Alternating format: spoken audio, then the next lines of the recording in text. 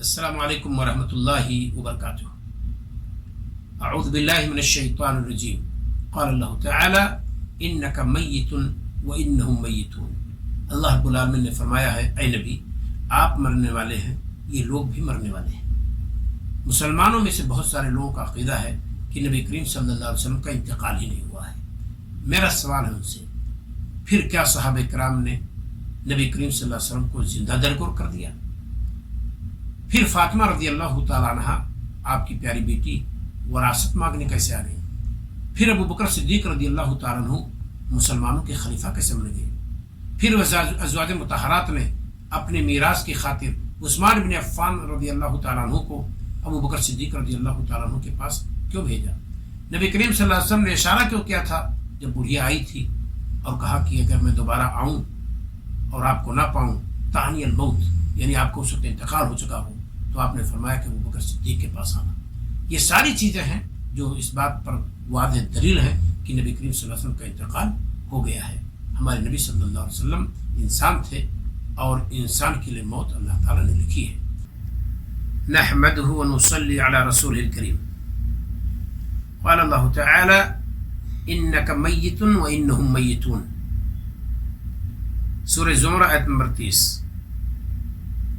برادران اسلام اور اسلامی خواتین، مسلمانوں کا ایک بہت بڑا طبقہ قرآن مقدس کی اس آیت کے خلاف عقیدہ رکھتا ہے۔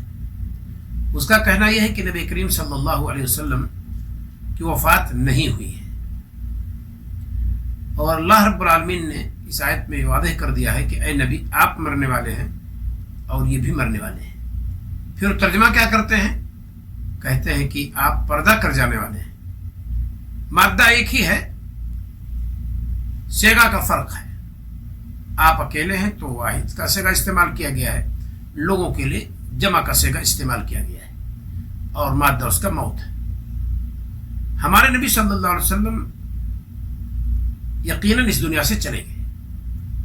سارے انبیاء آئے تھے، ایک وقت تک کے لیے چلے گئے، آخر میں ہمارے آخری نبی محمد صلی اللہ علیہ وسلم اس دنیا میں تشریف لائے، اور آپ کو بھی جانا تھا۔ ہمارے نبی صلی اللہ علیہ وسلم کی وفات ہوئی ہے یقیناً، اس میں کوئی شک نہیں ہے۔ اس کی کچھ دلیلیں آپ کے گوشے گزار کرنے کی کوشش کر رہا ہوں، اور کوشش کروں گا کہ بہت آسانی کے ساتھ میں اس کو آپ کے ذہن میں اتار لے جاؤں۔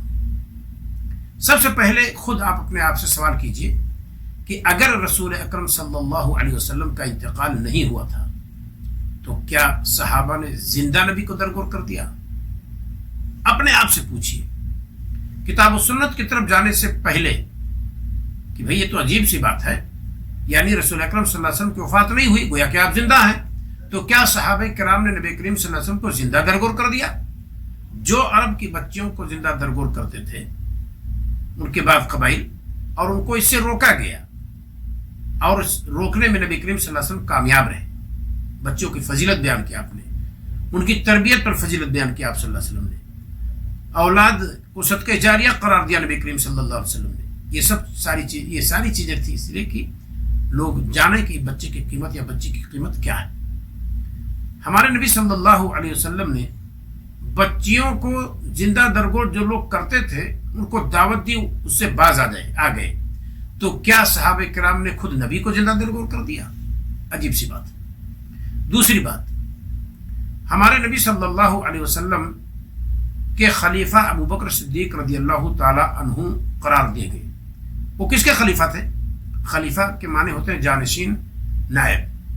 اگر رسول صلی اللہ علیہ وسلم کا وجود ہم تسلیم کر لیں تو پھر ابو بکر صدیق رضی اللہ تعالیٰ عنہ خلیفہ کس کے ہو گئے؟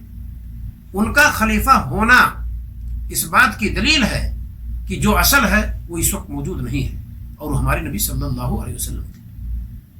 خود رسول اکرم صلی اللہ علیہ وسلم نے اشارہ بھی کیا تھا، بڑھیا کا واقعہ مشہور ہے، آئی اپنی ضرورت کے لیے، ضرورت پوری کی جانے لگی، کہا کہ اے نبی اگر میں دوبارہ آؤں، میرا آنا ہو اور آپ کو نہ پاؤں تو آپ صلی اللہ علیہ وسلم نے، تو نبی کریم صلی اللہ علیہ وسلم نے فرمایا کہ ابو بکر صدیق کے پاس آنا۔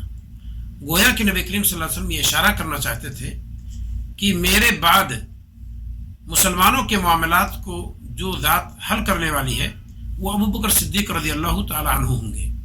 اشارہ ضرور موجود ہے، اس میں کوئی شک نہیں، اور اشارہ میں اس لیے کہتا ہوں کہ جب خلافت کا مسئلہ آیا تو صحابہ نے نبی کریم صلی اللہ علیہ وسلم کے اس فرمان کو نص صریح نہیں قرار دیا کہ اس کے ذریعے سے وہ استدلال کریں کہ خلافت کے مستحق ابو بکر صدیق رضی اللہ تعالی عنہ ہے. تو نبی کریم صلی اللہ علیہ وسلم کے خلیفہ ابو بکر صدیق رضی اللہ تعالیٰ عنہ کیسے ہو گئے اگر ہم رسول اکرم صلی اللہ علیہ وسلم کو زندہ تصور کرتے ہیں تو؟ تیسری دلیل، نبی کریم صلی اللہ علیہ وسلم کی پیاری بیٹی فاطمہ رضی اللہ تعالیٰ عنہ آئیں ابو بکر صدیق رضی اللہ تعالیٰ عنہ کے پاس، کہنے لگی کہ اے ابو بکر صدیق ذرا یہ بتلائیے کہ آپ کا اگر انتقال ہو جائے تو آپ کا وارث کون ہوگا؟ تو انہوں نے کہا میری اولاد ہوگی. تو فاطمہ رضی اللہ تعالیٰ عنہ نے کہا کہ پھر کیا ہوا کہ ہمارے باپ اس دنیا سے چلے گئے اور مجھے میراث نہیں دیا گیا. گویا کہ آپ صلی اللہ علیہ وسلم کی پیاری بیٹی فاطمہ رضی اللہ تعالیٰ عنہ بھی عقیدہ رکھتی تھی کہ ہمارے باپ اس دنیا سے چلے گئے ہیں اور ان کی جو جائیداد ہے وہ میراث ہے، ہمیں ملنا چاہیے. اور آپ بھی جانتے ہیں کہ میراث کسی کے مال کو اسی وقت کہا جا سکتا ہے جب اس کا انتقال ہو گیا ہو. ابو بکر صدیق رضی اللہ تعالیٰ نے جو جواب دیا بخاری مسلم کے اندر موجود ہے کہ نبی کریم صلی اللہ علیہ وسلم نے کہا ہے کہ نحن معشر الانبیاء ما ترکنا صدقہ، ہم انبیاء کی جماعت لا نورث دینار ولا درہم، ہم کسی کو دینار اور درہم کا وارث نہیں بناتے. ما ترکنا صدقہ، جو کچھ ہم چھوڑ کر جاتے صدقہ ہوتا ہے. انما نورث العلم، ہم علم کا وارث بنا کر کے جاتے ہیں. تو نبی کریم صلی اللہ علیہ وسلم کے مال کو چونکہ میراث نہیں تصور کیا گیا، اس لیے ابو بکر صدیق رضی اللہ تعالیٰ عنہ نے آپ صلی اللہ علیہ وسلم کی بیٹی کے حوالے نہیں کیا. ازواج مطہرات، کیا ان کو نبی کریم صلی اللہ علیہ وسلم سے محبت نہیں تھی، لگاؤ نہیں تھا؟ انہوں نے بھی بھیجا تھا، جیسا کہ اما عائشہ صدیقہ رضی اللہ تعالیٰ عنہ کہتی ہیں کہ سب ازواج مطہرات نے عثمان بن عفان رضی اللہ تعالیٰ عنہ کو بھیجا نبی کریم صلی اللہ علیہ وسلم کے ابو بکر صدیق رضی اللہ تعالیٰ عنہ کے پاس میراث کی خاطر. تو انہوں نے روکا اور اسی حدیث سے دلیل پکڑی کہ نبی کریم صلی اللہ علیہ وسلم نے کہا ہے کہ جو کچھ ہم چھوڑ کر جاتے صدقہ ہوتا ہے، تو آپ لوگ میراث کا مطالبہ کیوں کر رہی ہیں؟ گویا کہ ازواج مطہرات بھی کا کہنا یہ تھا کہ ہمارے نبی صلی اللہ علیہ وسلم اس دنیا سے جا چکے ہیں اور جو پراپرٹی آپ نے چھوڑی ہے، چاہے مال فدق ہو یا بنو نذیر کا ہو یا خیبر کا مال ہو، جو بھی ہو، ہمارے نبی صلی اللہ علیہ وسلم کی بیویوں کا بھی عقیدہ یہی تھا کہ نبی کریم صلی اللہ علیہ وسلم اس دنیا سے جا چکے ہیں. اچھا ذرا یہ بتائیے، ام عطیہ رضی اللہ تعالیٰ عنہ کے گھر نبی کریم صلی اللہ علیہ وسلم کی وفات کے بعد جب ابو بکر صدیق اور عمر فاروق رضی اللہ تعالیٰ عنہ گئے تو دیکھا کہ وہ رو رہی ہیں. تسلی دی انہوں نے کہ رونے کی کیا ضرورت ہے، اللہ تعالیٰ کو جب منظور تھا کہ نبی یہاں رہے تو یہاں رہے، اور جب چاہا اللہ تعالیٰ نے کہ نبی کو اپنے پاس بلا لے تو اپنے پاس بلا لیا، اور جو نبی صلی اللہ علیہ وسلم کے لیے وہاں ہے وہ کہیں زیادہ بہتر ہے یہاں سے. تو ام عطیہ رضی اللہ تعالیٰ عنہ نے کیا کہا تھا کہ ہم اس بات پر نہیں رو رہے ہیں، آپ کو تو جانا تھا، آپ نبی تھے، انسان تھے، مرنا تھا، آپ کا انتقال ہو گیا، لیکن میں روتی ہوں اس بات پر کہ آپ کی موجودگی میں جو اللہ تعالیٰ کی طرف سے وحی کا پیغام آتا تھا، وہی الہی کا نزول ہوتا تھا، اب اس کا آنا بند ہو گیا ہے. یعنی وہ بھی عقیدہ رکھتی تھی کہ نبی کریم صلی اللہ علیہ وسلم کا انتقال ہوا ہے. اچھا صحابہ رو کیوں رہے تھے؟ عمر بن الخطاب رضی اللہ تعالیٰ عنہ عقل کیوں کھو بیٹھے تھے؟ اسی غم میں نا کہ نبی کریم صلی اللہ علیہ وسلم کا انتقال ہو گیا ہے. انس رضی اللہ تعالیٰ عنہ کیا کہتے تھے کہ میں وہ دن جانتا ہوں جب نبی کریم صلی اللہ علیہ وسلم کی آمد ہوئی تھی مدینہ میں، کیا چہل پہل تھا، اور وہ دن بھی جانتا ہوں جب نبی کریم صلی اللہ علیہ وسلم مدینہ سے گئے تھے کہ کسی گھر میں چولہا نہیں جلا تھا. تو ہماری اور آپ کی کوشش ہونی چاہیے کہ ہم اور آپ کتاب و سنت میں جو چیزیں موجود ہیں اور کتاب و سنت پر عمل کرنے کا جو عملی جامع جنہوں نے پیش کیا وہ صحابہ کرام ہیں. تو صحابہ کرام نے کسی نص کو، کسی حدیث کو، کسی آیت کو کیسے سمجھا ہے، انہی کے منہج پر ہمیں اور آپ کو سمجھنا چاہیے. یہاں ایک نقطے کی بات میں کہوں گا، کتاب و سنت پر عمل کرنا ہے منہج سلف، یعنی سلف صالحین کے فہم کے مطابق، صحابہ کرام کے فہم کے مطابق.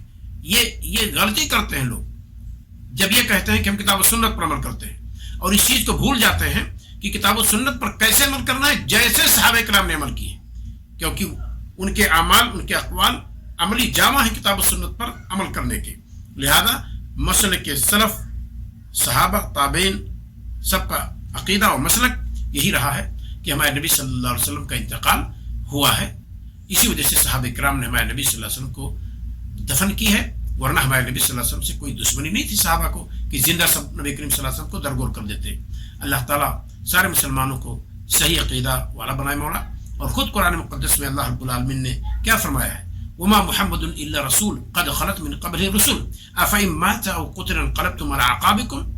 محمد صلی اللہ علیہ وسلم ایک رسول تھے اور بہت سارے رسول گزر چکے ہیں، کیا وہ انتقال کر جائیں یا شہید ہو جائیں تو تم ایڑی کے بل پٹ جاؤ گے؟ یہ بات جو پیش کی اللہ تعالیٰ نے خود اسی لیے کہ ہم اور آپ اس حقیقت کو جانیں. نبی کریم صلی اللہ علیہ وسلم کی وفات کے موقع پر جب ابو بکر صدیق رضی اللہ تعالیٰ عنہ نے تقریر کی تو کیا کہا؟ یہی آیت پڑھی کہ محمد صلی اللہ علیہ وسلم ایک رسول تھے اور بہت سارے رسول گزر چکے ہیں. اور اس کے بعد کیا کہا؟ من کان یعبد محمدا فإن محمدا قد مات. جو محمد صلی اللہ علیہ وسلم کی عبادت کرتا تھا وہ جان لے کہ آج ان کا انتقال ہو چکا ہے. ومن کان یعبد اللہ فإن اللہ حی لا یموت. اور جو اللہ تعالیٰ کی عبادت کرتا تھا وہ جان لے کہ اللہ تعالیٰ زندہ جاوید ہے، وہ کبھی مرنے والا نہیں ہے. اللہ تعالیٰ ہمیں اور آپ کو کتاب و سنت کے نصوص کو فہم سلف کے مطابق سمجھنے کی توفیق عطا فرمائے. السلام علیکم ورحمۃ اللہ وبرکاتہ.